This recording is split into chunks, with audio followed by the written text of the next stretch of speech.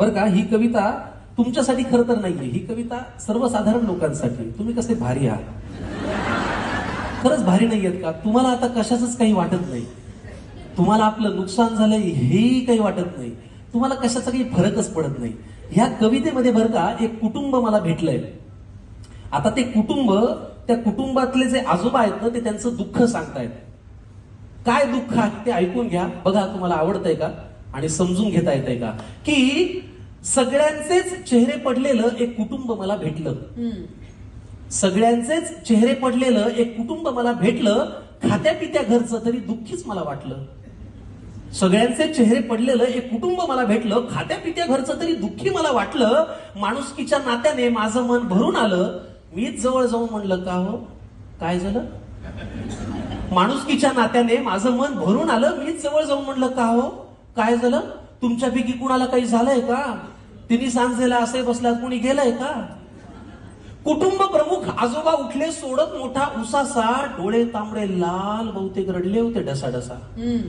तर ऐक तुला सांगतो म्हणाले असं झालंय, तर ऐक तुला सांगतो म्हणाले असं झालंय, आम्हा सगळ्या कुटुंबियांचं एक एक मत वाया गेलंय. तर ऐक तुला सांगतो म्हणाले असं झालंय, आम्हा सगळ्या कुटुंबियांचं एक एक मत वाया गेलंय. आता हा माझा नातू बघ नुसता जीवाला घोर आहे. नातवापासून सुरुवात केली ओळख करून द्यायला. आता हा माझा नातू बघ नुसता जीवाला घोर आहे, सभेला जायचं, घोषणा द्यायच्या याला फारच जोर आहे. बरं एवढं करून मतही दिलं तरी याचं भागलं नाही, पण याच्या नेत्याचं इंजिन आजवर सत्तेच्या स्टेशनात लागलं नाही. वा.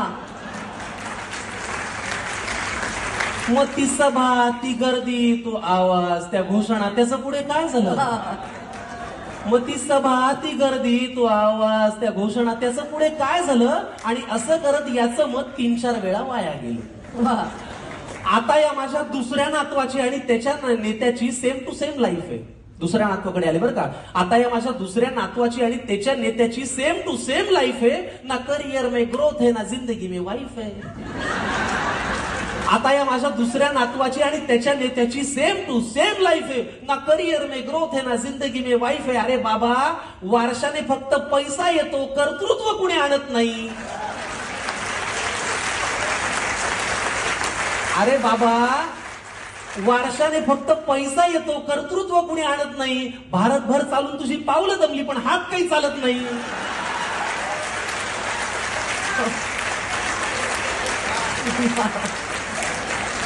मग ते धोतर, ती काठी, तो चष्मा, ते आडनाव, त्याचं पुढे काय झालं. वा वा वा.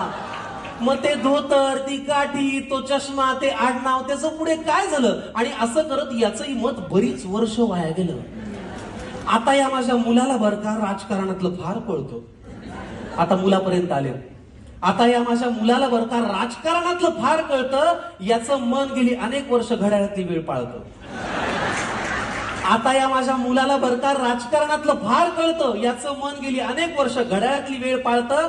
चुकली वेळ, झाला खेळ, वेगळं संधान साधलं. एका साहेबाचं घड्याळ दुसऱ्या साहेबांनी स्वतःच्या हातावर बांधलं.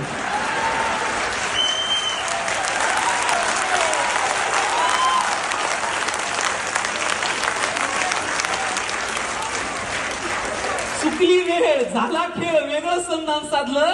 एका साहेबाचं घड्याळ दुसऱ्या साहेबांनी स्वतःच्या हातावर बांधलं. मग नवा साहेब घड्याळ तेच पुन्हा वेळ पाळू का. नवा साहेब घड्याळ तेच पुन्हा वेळ पाळू का. का जुन्या साहेबासोबत राहून तुतारीतून आवाज काढू का.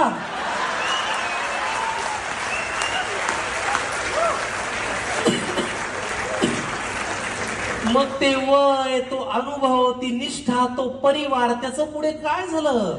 असं करत या माझ्या मुलाचं मत मात्र वाया गेलं.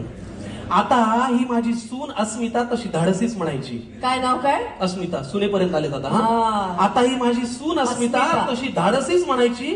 जरा कोणी नडलं ना की घरातला बाण काढायची. आता ही माझी सून अस्मिता तशी धाडसी म्हणायची. जरा कोणी नडलं की घरातला बाण काढायची. मी तिला कितीदा म्हणलं, सूनबाई बाण जपून वापरायचा असतो ग, एकदा हातातून सुटला की परत येत नसतो ग. मी तिला कितीदा म्हणलं, सुनबाई बाण जपून वापरायचा असतो ग, एकदा हातातून सुटला की परत येत नसतो ग. मग जी मनातही नव्हती ती भीती खरी झाली. अहो, जिथे शब्दांनी आग लागायची तिथे हातात मशाल आली. वा वा. मग तो बाण, तो बाणा, ते कडवट, ते सैनिक यांच्यात असं काय झालं? पण असं करत या माझ्या सुनेचं मत मात्र वाया गेलं. वा. आता ही माझी बायको बर का, ही घडवेल तेच घरात घडतं. बायको परत आले ना. आता ही माझी बायको बर का, ही घडवेल तेच घरात घडतं. नाव हिचं लक्ष्मी, हिला कमळ फार आवडतं. आता ही माझी बायको बर का, ही घडवेल तेच घरात घडतं. नाव हिचं लक्ष्मी, हिला कमळ फार आवडतं. मी लगेच पुढे विचारलं, माझी उत्सुकता त्यांना दिसली असेल की अहो कमळ जिथल्या तिथेच आहे, मग यांचं मत वाया गेलं नसेल. मी लगेच पुढे विचारलं, माझी उत्सुकता त्यांना दिसली असेल, अहो कमळ जिथल्या तिथेच आहे, मग यांचं मत वाया गेलं नसेल.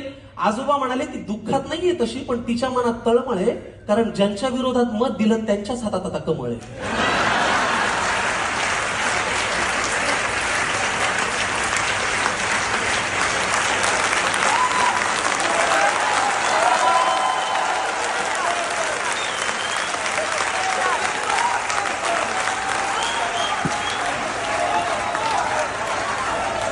अहो मग ते विरोधक, हे सत्ताधारी, हे प्रामाणिक, ते बाजारी, यांच्यात असं काय झालं?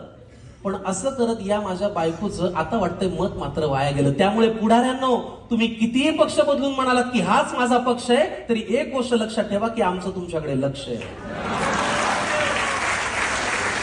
तुम्ही कितीही पक्ष बदलून म्हणालात की हाच माझा पक्ष आहे, तरी एक गोष्ट लक्षात ठेवा की आमचं तुमच्याकडे लक्ष आहे. त्यामुळे इथून पुढे तरी दिलेल्या मताची किंमत जरा तरी ठेवा. इथून पुढे तरी दिलेल्या एका एका मताची किंमत जरा तरी ठेवा आणि मतदारांनो मतदार करा आणि लोकशाही जिवंत ठेवा.